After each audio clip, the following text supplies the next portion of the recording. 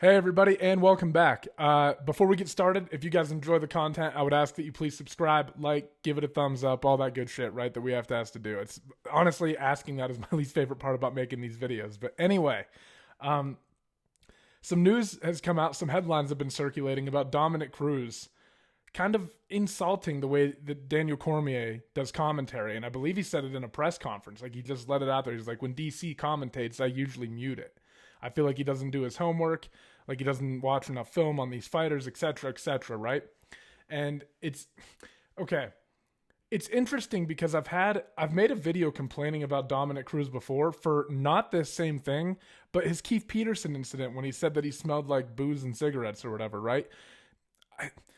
I just feel like there are different channels, first off, that you should be going through when stuff like this pops up, right? Like you shouldn't immediately be taking all this stuff to the public and trying to deal with it that way. Like if you think that's a real problem, like, because my argument with the Keith Peterson thing, right, was that you're potentially damaging this guy's career over some claims that may or may not be true. Like there are just different channels to go about it than going right to the press, right?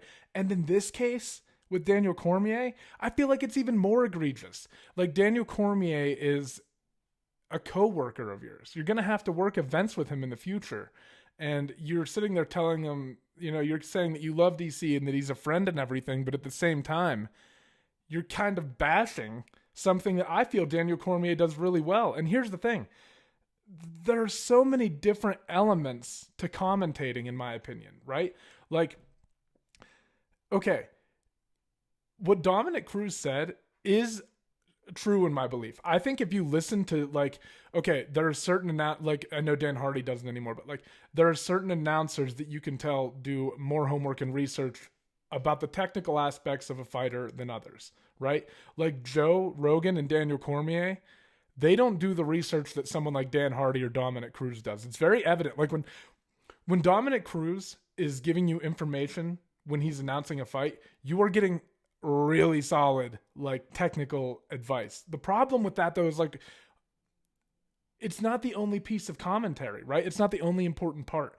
And when you look back at the most egregious example to me is when he was announcing the Conor McGregor and Khabib Nurmagomedov fight and kept talking about how Conor was just trying to gas Khabib, like, you know what I mean? Just trying to gas Khabib out, just trying to tire him out, not do much when he gets taken down, and ignoring the fact that Conor was getting his ass beat, right? And that Khabib does this to everyone that he fights, and that he's probably not going to get tired. Who's more likely to get tired in this scenario? Conor if he's on bottom, or Khabib on top where he always is? The answer is very obvious, that Conor's going to get tired before Khabib does, right? So to me, it's like, okay, you might do more research than Daniel Cormier. Sure, you might have a better understanding of what these person's tools and their weapons are. But Daniel Cormier, in my opinion, he's undoubtedly more entertaining, right? Like he has so many moments that you can point to, and he makes me laugh when I'm watching it. Like he gets you emotionally involved. He's excited. He's more entertaining than Dominick Cruz, right? Which is a part of commentating. And he also just he does such a better job of giving you kind of like high level information that's not too detailed, but still giving you the story of what's happening in the fight, right? He makes the fight accessible for people and makes it make more sense for people. Dominick Cruz does as well, but in my opinion, unless you have a little bit of a stronger background in MMA or watching it, or you've been watching for a while, or like a diehard fan, a lot of the technical analysis that Dominick Cruz gives you during the fight doesn't always make sense to the average viewer, I don't think. I don't think they're picking, whereas DC is much better at like just kind of giving you what's happening and giving it to you in terms that you can kind of digest and process and understand. Dominick Cruz doesn't seem to be as good at that. Dominick Cruz is much better at pointing out very small technical things that are happening in the fight, right? But I feel like sometimes he misses the overarching point of what's happening, right? Like just simple things. And I don't know if that's because he's a champion, and when he sees people losing, he kind of puts himself in that situation and thinks, what would I be doing if I were here? That's kind of the impression I've got from him, right?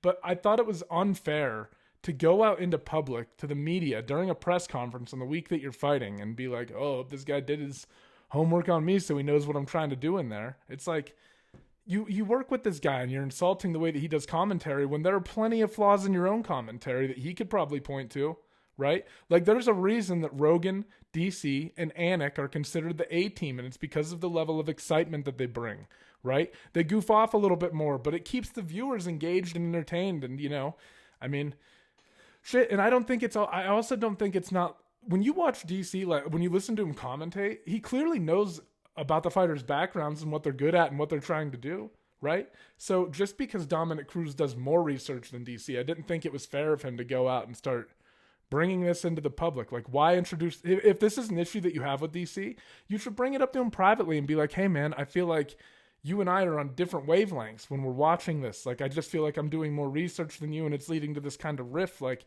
I think you need to have take it to him privately. Why are you doing it in the news? The guy that it seems, if I'm being honest, it seems like a jealousy thing. It seems like something that a jealous person would do. I could never see Daniel Cormier doing that to Dominick Cruz in public. I could never see Michael Bisping doing that to somebody in public like that. I think they would handle it like, you know what I mean? Or, I don't know, man.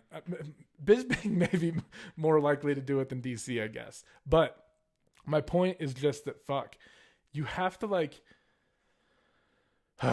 to treat your coworkers with respect in any environment that they're in, right? And when you're in the public eye, I don't understand the point in putting this rift between you two. Like I said, to me it was distasteful, and as a fan, I don't know.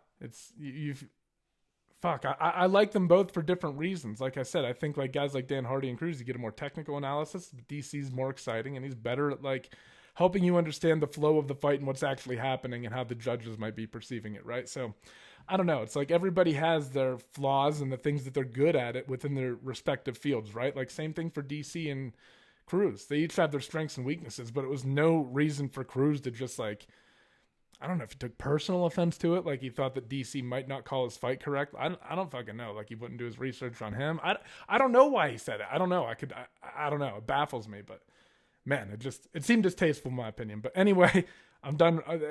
I'm sorry for rambling and repeating myself, but let me know what you guys think down in the comments. Give it a thumbs up if you enjoyed it. And like I said, subscribe, please. Other than that, have a great day. Thank you for tuning in, and bye-bye.